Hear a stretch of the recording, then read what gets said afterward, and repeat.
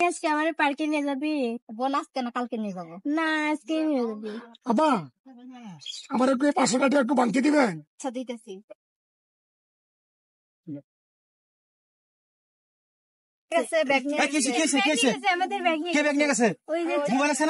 সব চিন্তাকারী নাম্বার আমার কাছে আছে। দেন গডফাদারের ফোন দে। কে ব্যাগ নিয়ে গেছে আপনি গো? ফোনটা দেন। আছে বোন? জি ফোন আছে। হ্যালো ভাই,